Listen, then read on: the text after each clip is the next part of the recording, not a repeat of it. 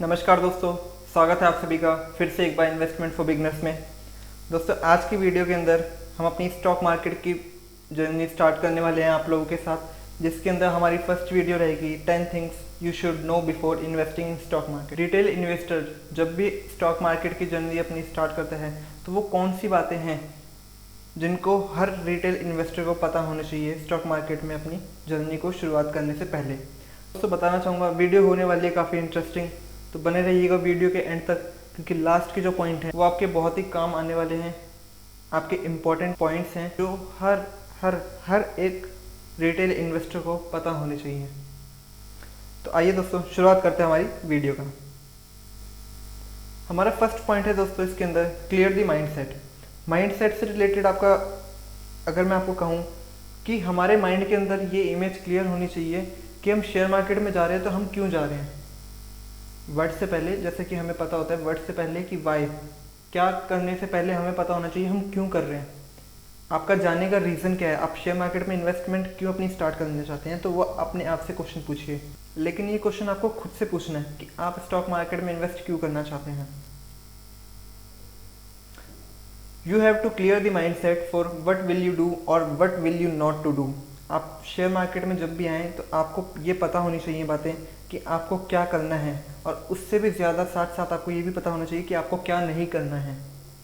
यहाँ जितना इम्पोर्टेंट है क्या करने से, उतना ही इम्पोर्टेंट है क्या नहीं करने से। नेक्स्ट है आपका you want to become a trader और you want to become a investor. आप शेयर मार्केट में आ रहे हैं ट्रेडर बनने के लिए, इन्वेस्टर बनने के लिए। अब यहाँ पे मैं आपको दोनों के बीच में डिफरेंस थोड़ा बता देता हूँ, ट्रेडर और इन्वेस्टर कौन होता है। Investing is for long term और trading is for short term period. अगर आप इन्वेस्टर बनना चाहते हैं तो आपको इन्वेस्टमेंट जर्नी अपनी लॉन्ग टर्म व्यू के हिसाब से स्टार्ट करनी पड़ेगी। आपका जो होराइजन रहेगा वो 1 ईयर से लेटर रहेगा कि आप कोई भी स्टॉक पिकअप करेंगे उसको 1 साल से ज़्यादा टाइम के लिए अपने होल्ड रखेंगे, उसे हम इन्वेस्टिंग के कैटेगरी में लेते हैं। ट्रेडिंग में आप शॉर्ट टर्म पीरियड के लिए ले सकते हैं, आप कुछ घंटे के लिए ले सकते हैं, कुछ वीक के लिए ले सकते हैं, या कुछ मंथ्स के लिए आप स्टॉक को होल्ड करके अपने पास रख सकते हैं। उन्हें कहते हैं ट्रेडर।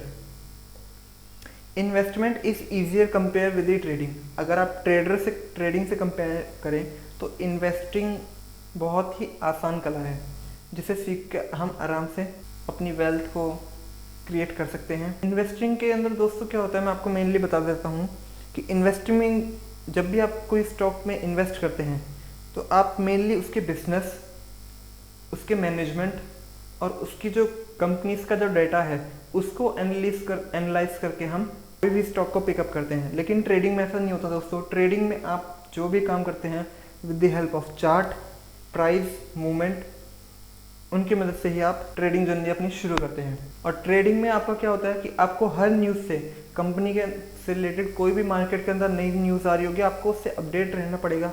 उसका आपको पहले ही इम्पैक्ट ढूंढना होगा कि इस न्यूज़ से कंपनी के ऊपर क्या इम्पैक्ट आ सकता है, तो वो उसका एक होराइजन आपका अलग माइंडसेट बनाना चाहिए। Investment success rate is also higher than the trading success rate. Investor जो होते हैं उनका जो सक्सेसफुल रेट है, अगर कंपैरिजन किया जाए तो इन्वेस्टिंग में से अगर जो लोग इन्वेस्टिंग करते हैं 10 में से 8 लोग 7 लोग आप ऐसे देख सकते हैं जो इन्वेस्टमेंट शेयर मार्केट के अंदर इन्वेस्टमेंट करके अपनी वेल्थ क्रिएशन कर चुके हैं। लेकिन अगर आप ट्रेडिंग के अंदर जाते हैं तो 10 में से आपको मुश्किल से 1 या 2 लोग ही दिखेंगे जो ट्रेडिंग करके अपनी लाइफ को सक्सेसफुल बना पाए हैं। तो होप करता हूँ फर्स्ट पॉइंट आप समझ चुके होंगे। सेकंड पॉइंट पे हमारे चलते हैं, never jump blindly into stock market. जी हमें तो पता चल गया स्टॉक मार्केट क्या होता है। स्टॉक मार्केट में शेयर खरीदा, प्राइस बढ़ गए, बेच दिया, चलो पैसे लेके चलो अपना डीमैट अकाउंट खुलवाओ, स्टॉक में इन्वेस्ट कर दो। ऐसा बिल्कुल भी नहीं। आपने कई लोगों से, अपने आसपास के लोगों से सुना होगा कि मेरा एक दोस्त था, उसने 1 महीने के अंदर ना अपने शेयर मार्केट के अंदर पैसे डबल कर लिए, 1 का डबल। इस तरीके से हमारी माइंड के अंदर थोड़ी ग्रीड आ जाती है कि यार उसने पैसा बना लिया, क्या पता मैं भी अगर इन्वेस्ट करता तो मेरे से भी पैसा बन जाता। लेकिन ऐसा बिल्कुल भी नहीं करना चाहिए दोस्तों। जब भी आप शेयर मार्केट के अंदर, स्टॉक मार्केट के अंदर इन्वेस्टमेंट जर्नी अपनी शुरू करें तो आपको बेसिक नॉलेज होनी ही चाहिए। अगर नहीं आप करते तो आपके मैक्सिमम चांस रहेंगे कि हमेशा आपका पैसा लूज ही होगा। और आपने मैक्सिमम लोगों को देखा होगा कि शेयर मार्केट के अंदर लोग जाते तो हैं जोश में, लेकिन फिर बाद में जब उनको लॉस होने लगता है, फिर बाद में वो, आप अपने माइंड से वर्क कीजिए कि आपको किस कंपनी के अंदर इन्वेस्ट करना है और क्यों करना है। वाई बहुत क्लियर होना चाहिए कि आप इस कंपनी के अंदर इन्वेस्ट क्यों करना चाहते हैं। If you enter the market just to remain the main stream fashion, you have to landed in the wrong reason.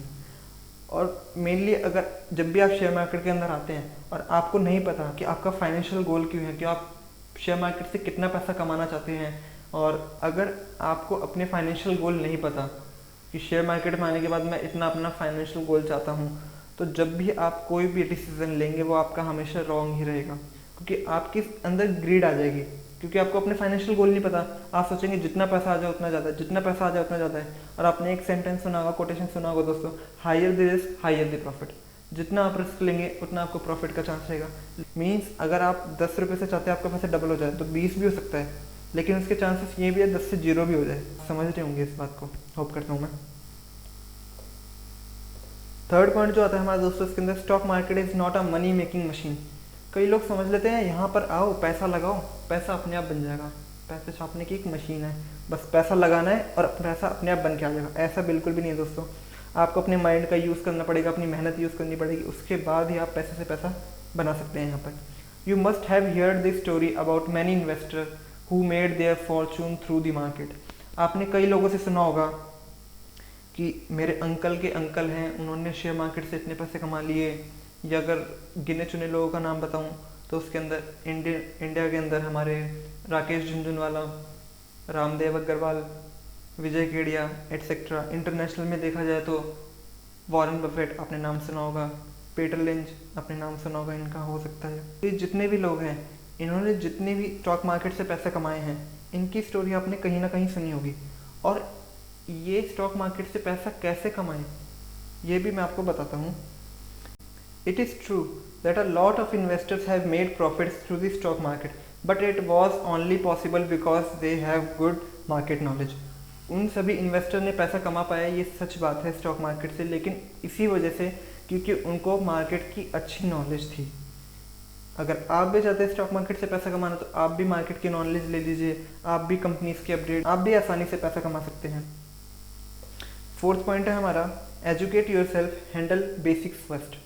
हमें कुछ नहीं पता होता, हम सीधा जाते हैं एक कंपनी का, किसी भी कंपनी का शेयर हमने खरीद लिया, और सबसे सबसे सबसे जो एक मेन रिटेल इन्वेस्टर का जो स्टार्टिंग में जितने भी लोग जाते हैं, सब लोग सोचते हैं 1000 रुपये का शेयर खरीदने से अच्छा है 10 रुपये के मैं 100 शेयर खरीद लेता हूँ। सभी लोगों के मन में रहता है कि 10 रुपये का 100 शेयर खरीद लेता हूँ, अगर 1 रुपये भी बढ़ गया प्राइस तो मेरे 100 रुपये बढ़ जाएंगे। अगर 1 रुपये के प्राइस बढ़ गया तो 100 रुपये बढ़ जाएंगे, वहाँ पे 100 रुपये बढ़ने में बहुत टाइम लग जाएगा। लेकिन आपको ये नहीं पता दोस्तों, जो पेनी स्टॉक्स होते हैं, इन तरीके के स्टॉक्स को पेनी स्टॉक्स बोलते हैं, जिनके अंदर वॉलेटिलिटी बहुत हाई रहती है। वो एक दिन के अंदर बहुत ऊपर बढ़ जाएंगे, एक दिन के अंदर बहुत नीचे गिर जाएंगे, और आपको पता भी नहीं चलेगा। आपका जो कैपिटल है वो बहुत नीचे जा चुकेगा वो, लेकिन आपको उस टाइम में लगेगा मैंने सिर्फ 1000 रुपये लगाए हैं, कोई बात नहीं अगर इसके अंदर 100-200 रुपये का लॉस भी हो गया। लेकिन आप सोचिए 1000 रुपये का 100-200 लॉस बोल रहे हैं, मीन्स आप 20% तक अपना कैपिटल खोने को तैयार हैं। लेकिन अगर वही पैसा आप 1000 रुपये पे उस पर लगा देते हैं, तो अगर बड़ी कंपनी है, ऑब्वियसली 1000 रुपये का शेयर है तो बड़ी कंपनी होगी, तो वहाँ पे उसका जो रिस्क रिटर्न देखा जाए तो वहाँ पे आपका 20% से हमेशा कम रहेगा, अगर आप पानी स्टॉक से अपना कंपेयर करके चलेंगे तो हमेशा आप अपने आप को एजुकेट करते रहिए, और जो शेयर मार्केट के बेसिक्स हैं छोटे से, उनको आप हमेशा समझते हुए चलिए। Understand financial matrices and definition such as PE, EPS, ROE, market cap and so on. मैं समझ सकता हूँ इनमें से कुछ टर्म्स के बारे में आपने सुना भी होगा, तो बिल्कुल भी आप फेयर मत कीजिए इस बारे में, इन बातों में। जितनी भी डेफिनेशंस हैं, जितनी भी फाइनेंशियल टर्म्स हैं, ये सारे आने वाली वीडियो के अंदर मैं आपको टाइम टू टाइम बताते चलूँगा। Popular methods of stock selection and timing such as fundamental and technical analysis. दोस्तों आप जब मेरी जो प्रीवियस वीडियो है उसके अंदर आपने फंडामेंटल एनालिसिस और टेक्निकल एनालिसिस इनका जिक्र मैंने किया है, उनके बारे में आपने सुना होगा। फंडामेंटल एनालिसिस मेनली आपका इन्वेस्टिंग के लिए यूज़ होता है, और टेक्निकल एनालिसिस जो है वो मेनली आपका ट्रेडिंग के लिए यूज़ होता है। फंडामेंटल एनालिसिस के अंदर 2 पार्ट और आते हैं, जिसे हम क्वांटिटेटिव एनालिसिस और क्वालिटेटिव एनालिसिस कहते हैं। क्वांटिटेटिव एनालिसिस के अंदर हम मेनली कंपनी का जो डाटा होता है, जिसमें आपका profit and loss, balance sheet और कैश फ्लो वगैरह को देख के हम प्राइस को सेलेक्ट करते हैं कि कौन सा प्राइस किस कंपनी का बेटर है। और दूसरी तरफ फंडामेंटल के एनालिसिस जो सेकंड पार्ट है उसका क्वालिटेटिव एनालिसिस, उसमें हम कंपनी की या बिजनेस की किस क्वालिटी है, क्वालिटी अच्छी है कि नहीं, मैनेजमेंट एनालिसिस मेनली हम उसका करते हैं। उसका मैनेजमेंट कैसा है, उसका R&D पे कितना खर्च हो रहा है, वो एडवर्टीजमेंट पे कितना खर्चा कर रही है, मैनेजर्स की सैलरी कितनी है। तो ये सब बातें हम एक समझने की कोशिश करते हैं। In economy such as market relationship with inflation, आपको कुछ ये जो बेसिक टर्म्स है ना, इनके बारे में भी आपको पता होना चाहिए। इकोनॉमी की और मार्केट की रिलेशनशिप कैसी है, inflation, GDP, physical deficit, crude prices, rupees value against dollar, इन सब चीज़ों के बारे में आपको थोड़ी बहुत नॉलेज आपको स्टार्टिंग में होनी चाहिए। फिफ्थ पॉइंट है दोस्तों हमारा, इन्वेस्ट ओनली सरप्लस फंड्स। आपके पास जो सरप्लस पैसा है सिर्फ उन्हीं ही इन्वेस्ट कीजिए, इमरजेंसी फंड को अपने हाथ लगाने की ज़रूरत नहीं है। The biggest mistake newbie investors make is to invest money that they can't actually afford to lose. Newbie investors जो होते हैं वो अपना सारा पैसा शेयर मार्केट के अंदर लगाने के लिए सोच लेते हैं, जो वो पैसा लूज नहीं कर। Invest your surplus funds which you can afford to lose. सिर्फ वही पैसे को इन्वेस्ट कीजिए, वही सरप्लस पैसे को इन्वेस्ट कीजिए शेयर मार्केट के अंदर जिसे आप लूज़ कर सकते हैं। मींस मैं आपको एक एग्जांपल से समझाता हूँ। 10,000 रुपीज़ हैं, उसमें से आपने एक्सपेंस कर लिया अपना 50%, 20% आपने अपने सेविंग्स कर ली जिसमें आपका इमरजेंसी फंड भी आ गया, 10% आपने अपने पेरेंट्स को, वाइफ को, किसी पे भी अपने घर खर्च के लिए आगे के लिए आपने फॉरवर्ड कर दी। 20% आपके पास रिमेनिंग बचा, 10% आपको लगता है कि आपके पास रहना चाहिए, वो 10% आप अपने पास रखिए। रिमेनिंग जो 10% आपके पास रह गया है 10,000 रुपीज़ का, मीन्स आपके पास जो 1,000 रुपये बच गए हैं, उन 1,000 रुपयों को आप शेयर मार्केट के अंदर इन्वेस्ट कर सकते हैं। क्योंकि उन पैसे पे आप बैट लगा सकते हैं कि अगर ये पैसा थोड़ा बहुत कम भी हो जाता तो मुझे अभी इनकी कोई जल्दी नहीं है, लेकिन over a period of time ये आपको एक अच्छा रिटर्न कमा के मार्केट से दे सकते हैं। 6th पॉइंट आता है दोस्तों हमारा, अवॉइड लिवरेज। लिवरेज को एक दूसरा जो कॉमन वर्ड है वो मार्जिन भी कह सकते हैं दोस्तों।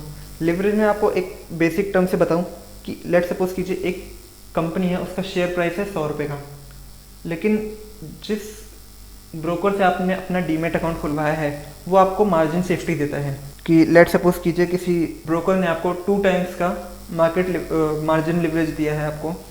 तो अगर किसी कंपनी का शेयर प्राइस 100 रुपये का है तो आप उस शेयर को 50 रुपये देकर खरीद सकते हैं। अब आप सोच रहे होंगे ये कैसे, 50 रुपये में 100 रुपये का शेयर मिल जाएगा। जी हाँ, 50 रुपये आपके लगेंगे, 50 रुपये वो ब्रोकर आपको देगा। तो 100 रुपये मिलके आप शेयर खरीदेंगे, उसमें जो प्रॉफिट होगा वो पूरा आपका रहेगा, लेकिन जो उसने 50 रुपये दिए हैं वो उससे आप पे इंटरेस्ट लेगा।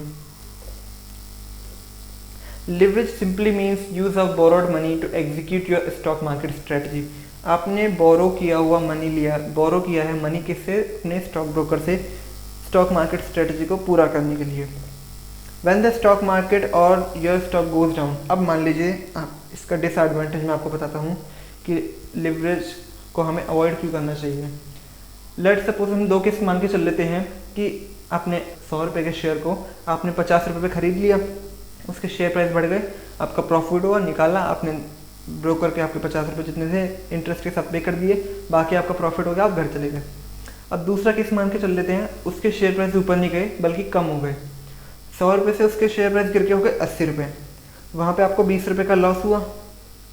तो 20 रुपये का लॉस आपका कंफर्म है, और वहाँ जो 50 रुपये आप ब्रोकर से उधार लिए थे उसके ऊपर भी आपको इंटरेस्ट पे करना है। तो 20 रुपये ये वाला लॉस और प्लस में ब्रोकर का इंटरेस्ट, ये दोनों आपको साथ में पे करना पड़ेगा। मीन्स 50 रुपये में आपको 20 रुपये आपका हुआ लॉस, और उसमें से ही आपको इंटरेस्ट पे करना पड़ेगा। लेट सपोज मान लेते हैं हम 5 रुपये का इंटरेस्ट हो सकता है, तो आपका 50% अप्रॉक्सीमेटली कैपिटल आपका डूब सकता है इसमें। इसीलिए हमेशा लिवरेज को अवॉइड करना चाहिए। और ये जो लिवरेज है दोस्तों, ये हमेशा ट्रेडिंग के अंदर यूज़ होती है, क्योंकि इन्वेस्टिंग में जब आप शेयर को परचेज करते हैं तो आपको जितना पैसा देंगे उतना ही अमाउंट का शेयर मिलेगा, इसके अंदर आपको लिवरेज की फैसिलिटी नहीं मिलती है। 7th पॉइंट आता है हमारा इसके अंदर, avoid herd mentality. Herd mentality में आपको एक आम बोल चाल के अंदर बताना चाहूँ कि भेड़ चाल। जिस तरीके से एक भेड़ अगर कुएं में कूद जाती है तो उसके पीछे सारी भेड़ें कुएं में कूदना शुरू कर देती है, उसी को हम करते हैं herd mentality. Everybody around is investing in a particular stock. The tendency for potential investor is to do the same things. आपने कई लोगों से देखा होगा कि अगर किसी एक पर्टिकुलर शेयर बढ़ने लग जाएंगे तो बाकी सभी भी उस शेयर को खरीदने के लिए आगे बढ़ जाते हैं। आपने देखा होगा रिसेंटली कोविड के टाइम पे जो फार्मा स्टॉक्स हैं उनके अंदर कितनी जंप आई है, हाई जंप आई है, क्योंकि उन्हें लगता है कि जब भी कोरोना की वैक्सीन बन जाएगी तो फार्मा सेक्टर के अंदर एक ऐसा बूम आएगा जिससे उनके शेयर प्राइस में हाइक होगी और साथ ही साथ उनको प्रॉफिट होगा, जिससे वो अपने अच्छे कैपिटल में रिटर्न कमा सकते हैं। Before investing in a company you should know about it's business. दोस्तों ये लाइन आपकी थोड़ी डीप है, आप समझने की कोशिश कीजिएगा। जब भी आप किसी कंपनी के अंदर इन्वेस्ट करते हैं, लेट सपोज कीजिए आप रिलायंस के अंदर, टीसीएस के अंदर, इन्फोसिस के अंदर, किसी भी कंपनी के अंदर आप इन्वेस्ट करना चाहते हैं तो सबसे पहले उसके बिजनेस को समझने की कोशिश कीजिए। अगर आप रिलायंस के अंदर इन्वेस्ट करना चाहते हैं तो आप रिलायंस के बिजनेस को समझने की कोशिश कीजिए कि उनका प्रोडक्ट क्या है, उनकी कॉस्ट कितनी आती है, उनके प्रोडक्ट के प्राइस क्या हैं, कहीं वो ओवर प्राइस तो नहीं है, उनकी सर्विस कैसी है, उनका कॉम्पिटिटिव एडवांटेज क्या है। इन सब बातों को अगर आप ध्यान रखते हैं तो एक आप अच्छी कंपनी को सेलेक्ट करके उसके अंदर इन्वेस्ट कर सकते हैं। Never invest in a stock, invest in a business instead. अब दोस्तों आपका ना एक माइंडसेट ऐसा होना चाहिए कि मैं एक स्टॉक के अंदर, पर्टिकुलर स्टॉक के अंदर इन्वेस्ट नहीं कर रहा, मैं एक बिजनेस के अंदर इन्वेस्ट कर रहा हूँ। रिलायंस का ही अगर एग्जांपल लें कि मुझे सेलेक्ट करना है कि मैं रिलायंस का शेयर खरीदूँ कि ना खरीदूँ, तो मुझे इस पॉइंट ऑफ व्यू से रिलायंस की कंपनी को स्टडी करना होगा कि मैं रिलायंस का बिजनेस एक्वायर कर रहा हूँ, ना कि उसका शेयर खरीद रहा हूँ। तो इस तरीके से अगर मेरी मेंटालिटी रहेगी तो मैं उस कंपनी का अच्छे से इवेल्युएशन कर पाऊँगा।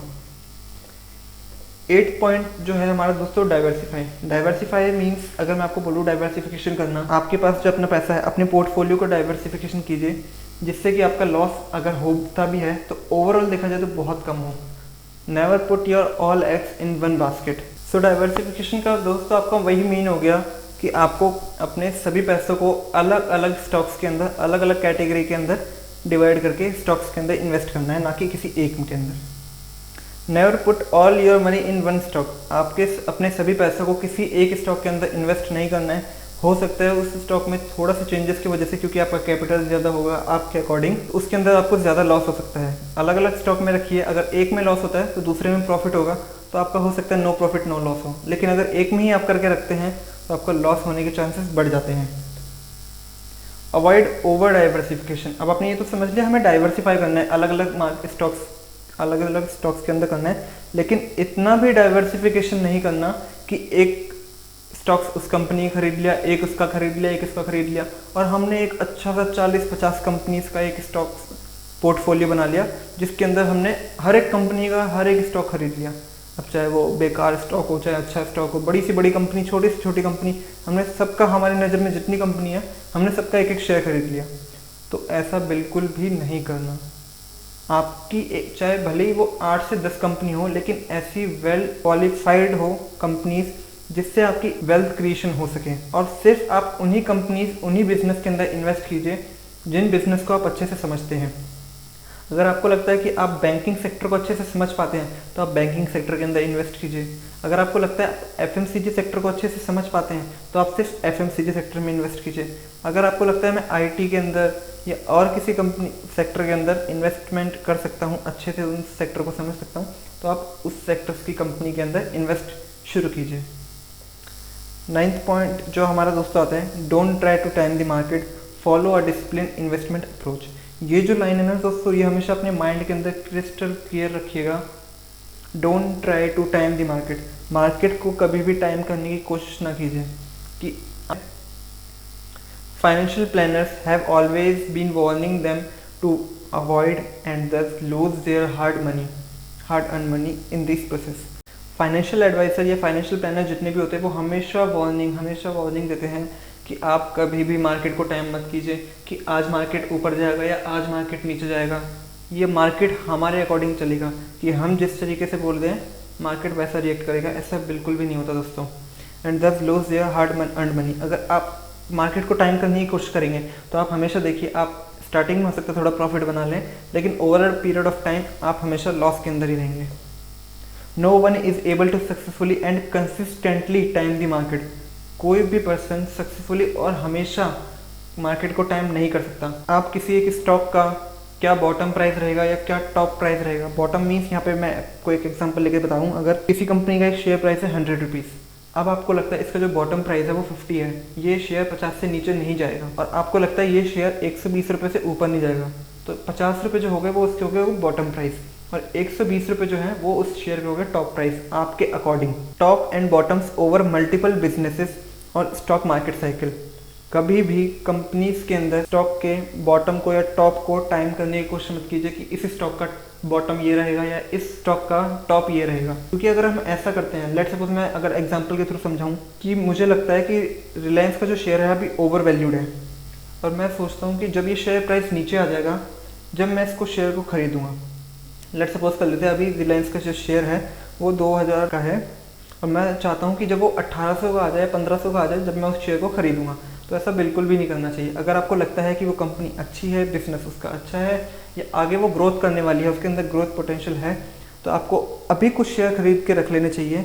अगर आने वाले टाइम के अंदर उसके शेयर प्राइस नीचे आते हैं तो आप उसको और ख़रीद सकते हैं। अगर आपको लगता है कि वो 1500 का आ गया तो और ख़रीद के रख लीजिए। अगर लगता है आपको 1800 का आ गया तो ख़रीद के रख लीजिए।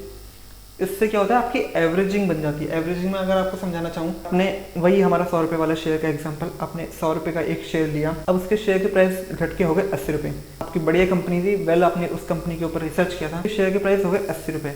अब आपको लगता है ये कंपनी और सस्ती में मुझे मिल रही है, मुझे एक और शेयर इसका ले लेना चाहिए। आपने एक शेयर इसका और ख़रीदा, अब आपके उस कंपनी के अंदर टोटल इन्वेस्टेड अमाउंट हो गया 180 रुपये, और आपके पास शेयर आ गए 2, तो एक शेयर का प्राइस हुआ आपका 90 रुपये।